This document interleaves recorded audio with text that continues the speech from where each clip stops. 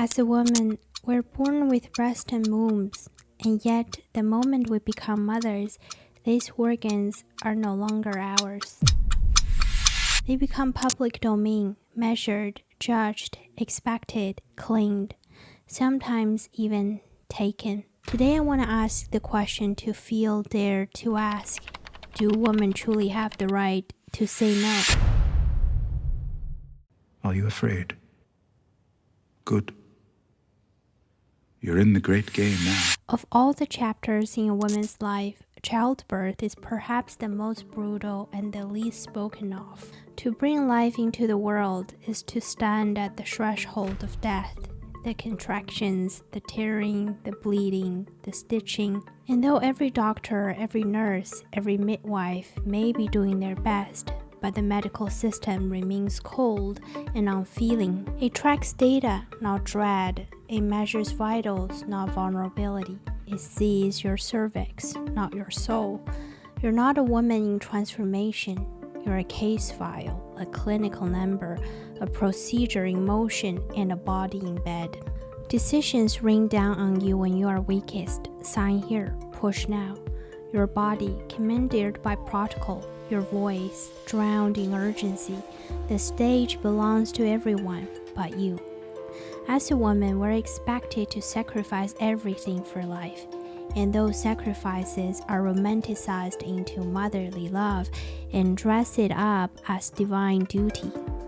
But what it truly is just a pretty name for unpaid labor, for sacrifice.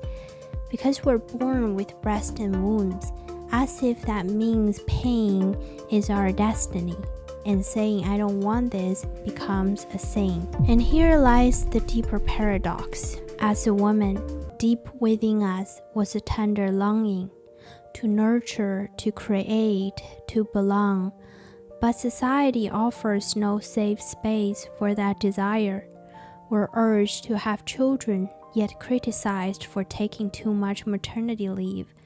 We're told motherhood is noble, but punished for how it disrupts our careers. In the face of rising costs and shrinking dreams, more women realize to have a children is to accept a quarter life, a heavier cost, and an impossible balance. So they quiet the longing written into their bone, even though becoming a mother can be one of life's greatest wonders. They turn away from the whisper written into their DNA, not because they don't feel it, but because they've had to choose something harder. They don't give birth, they don't breastfeed, they don't even dare to say, I want to be a mother. Not because they're rebellious, not because they're cold or selfish, but because in a world that doesn't listen, silence becomes their protest. This is how they say no to a system colder than the womb it demands from them, a system so devoid of empathy, yet it dares to demand from women the most tender, most intimate parts of their being. Beneath it all lies a quiet, burning truth. The suffering women enduring these transitions is profoundly isolating. Pregnancy pain is dismissed as exaggeration. Labor agony is downplayed. It's just childbirth, they say. And when the baby arrives, the woman is expected to instantly transform into a caregiver. Still torn, still bleeding, barely conscious, she's overwhelmed with guilt when the milk doesn't come, crushed by panic when feeding fails, drenched in waves of anxiety, self-doubt, and shame. Society pits breast milk against formula like it's a chemistry problem, as if this is about ingredients. But we're not factories, we're not merchandise, we're not product. What we offer isn't a formula, it's love, it's life, it's the edge of our very being. And still, the real debate isn't about breast milk versus formula. It's about something deeper, something more sacred. Do women have the right to decide how their bodies are used? I've seen too many women silently sob through breastfeeding, in pain, but terrified to say, I want to stop. Because The moment a woman with breasts says, "I won't breastfeed," the world calls her selfish, cold, and wrong. We set ourselves on fire to follow instinct, to become mothers, to give everything, to surrender, to vanish. And in return, society hands us data points, charts, comparisons, and a line spoken with clinical indifference. Breast milk is the best food in the world. But how many women have lost their voice, their right to choose, buried beneath the weight of that single sentence? When a human is treated as a vessel, a tool, who still sees the soul inside her pain? Breastfeeding should never be taken for granted. A woman's body produces milk not because society commands it, but because life itself moves through her. Yet the moment this act is expected, normalized, demanded, it ceased to be sacred. It becomes transactional. To assume breastfeeding is simply natural is to reduce a woman to function, to organs, to output. But a woman is not a machine. She's not here to fulfill the logic of others' comfort. And yet, when it is framed as duty instead of gift, what was once divine becomes oppressive. A gesture of love becomes moral currency, a personal choice, a public demand. Nature does not imply necessity. Capability does not equate to duty. Breastfeeding may be natural, but to use that as a reason to demand sacrifice is to betray the very tenderness nature was meant to hold.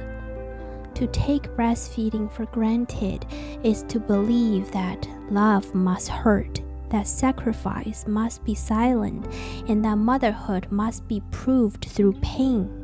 But love is not proof, and motherhood is not a debt to be paid in full. How much sacrifice a woman need to prove she's worthy? The answer should be none. A woman's worth is not measured by the sacrifice she makes, the approval she earns, or the standards imposed upon her. It arises from the courage to live truthfully, the wisdom to know herself deeply, and the strength to stand unwavering in the sovereignty of her own existence. We're human beings before we're mothers. Not every weight we carry makes us virtuous. Not every act of giving is holy. True spiritual growth begins when we understand compassion does not require the disappearance of the self. History does not forget. Women did not enter this world free. We were denied the right to choose our partners, to own land, to earn a living, to study, to dress as we wished, to vote, or to claim sovereignty over our own bodies. Every no carved into our past become a debt the world still owes us. And yet, we never stopped fighting. Even in the bleakest of systems, we have carved out light. How have women, generation after generation, broken the chain and reclaimed their freedom? Not with ease, not all at once, but step by step, voice by voice, and choice by choice. Women have chipped away at the walls built around them. The first generation rose up for the right to exist politically, to vote, to be heard. The second generation demanded equality in labor and learning, a place in the workplace, in the classroom, in the world of ideas. The third generation fought for freedom of identity, to express, define, and live on their own terms. And now we're the ones carrying the torch, fighting not just for legal rights, but for bodily autonomy, for emotional sovereignty, for the power to say yes or no without justification. We do it by speaking what was once unspeakable, by naming the unseen pressures passed down like inheritance, by building not just resistance, but replacement, new narratives, new systems, new ways of being. Every generation of women has not only broken a chain, they've left behind tools for the next to go further. And this is how we rise, not by becoming who the world expects us to be, but becoming the woman we were born to be. What deserves to be seen is not just motherly love, but the mother herself. What calls for understanding is not only her function, but her will. We were not born to sacrifice by default. We're destined to fulfill a pre-written fate. We're whole beings with rights, with wisdom, with souls. Real love was never meant to cost you your wholeness. It isn't proven by how much of yourself you give up, because love that demands your silence, your exhaustion, your disappearance is not love. It's devotion built on self-erasure.